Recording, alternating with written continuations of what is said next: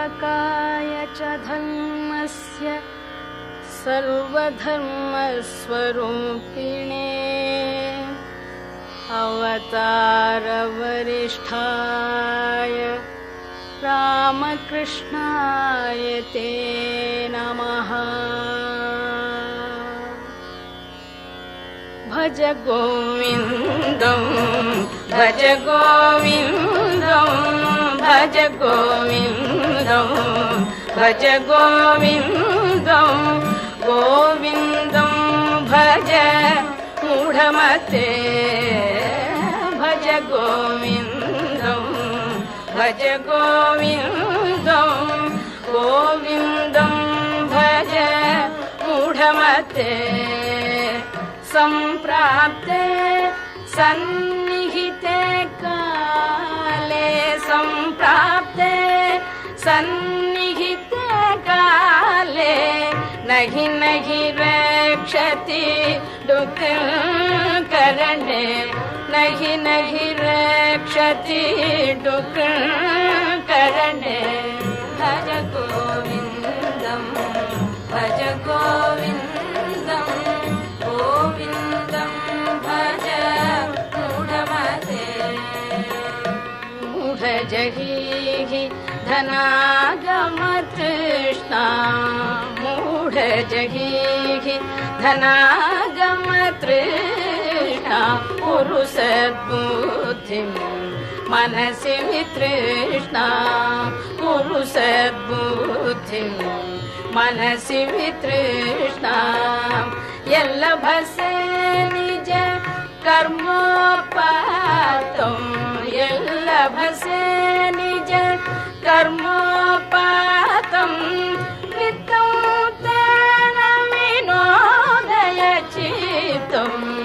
भज गोविन्दं भज गोविन्दं गोविन्दं भज मूढमते। यावत्वित्तोपार्जनशक्तः तावत् निज परिवारो रतः यावत्वित्तोपार्जनशक्तः तावत् निज परिवारो रतः पश्चाज्जीवति जर्जरदेहे पश्चाज्जीवति जर्जरदेहे वार्तां कोऽपि न पृच्छति गेहे वार्तां कोऽपि न पृच्छति गेहे। भज गोविन्दं भज गोविन्दं गोविन्दं भज मूढमते। मा कुरु धनजन यौवनगर्वं हरति निमेषात् काल सर्वं मा कुरु धनजन यौवनगर्वं हरति निमेषात् काल सर्वं मायामयमिदम् अखिलं हित्वा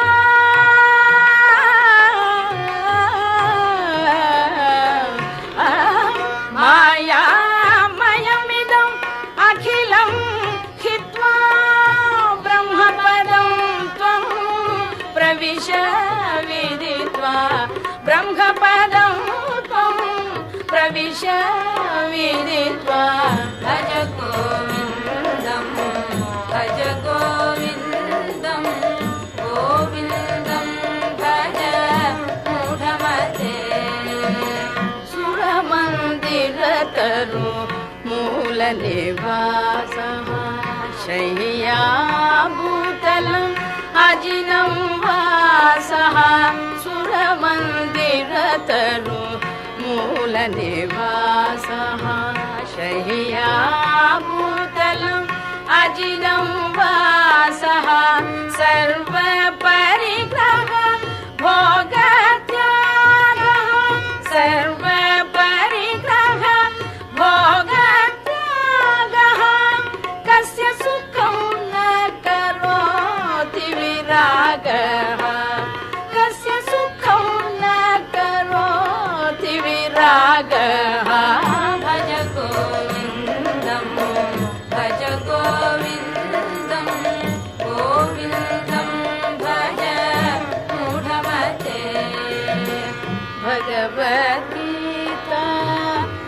किञ्चिदधीता भगवद्गीता किञ्चिदधीता गङ्गाजललव कणिका पीता भगवद्गीता किञ्चिदधीता गङ्गाजललव कणिका पीता सकृदपि येन मुरारी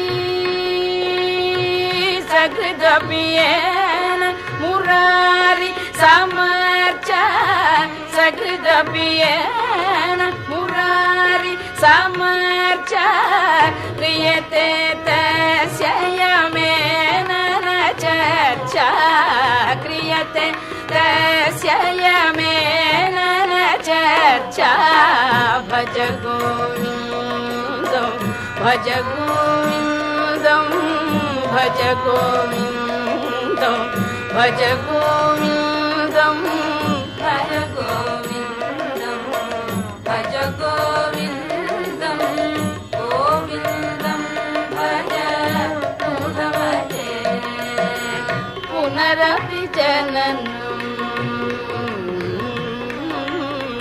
पुनरपि जननं पुनरपि मरणं पुनरपि जननं पुनरपि मरणं पुनरपि जननी जठरे शयनं पुनरपि जननी जठरे शयनं इह संसारे बहु दुस्तारे इह संसारे बहु दुस्तारे कृपया पारे पाहि मुरारे कृपया पारे पाहि मुरारे भज गोविन्दं भज गोविन्दं गोविन्दं भज मूढमते गेयं गीता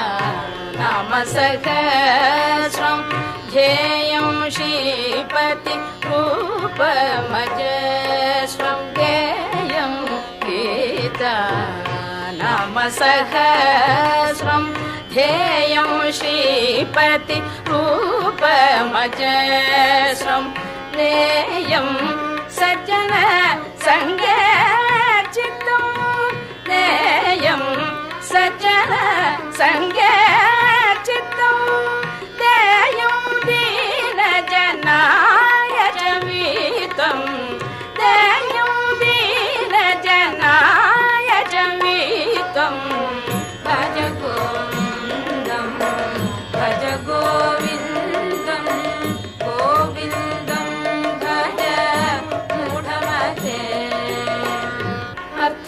अर्थमनर्थं भावय नित्यं नास्ति तत् सुखलेश सत्यम् अर्थमनर्थं भावय नित्यं नास्ति तत् सुखलेश सत्यम् पुत्रादपि धनभाजं भीतिः पुत्रादपि धनभाजं भीतिः सर्वत्रैषा विहिता रीतिः सर्वत्रैषा विहिता रीतिः भज गोविन्दं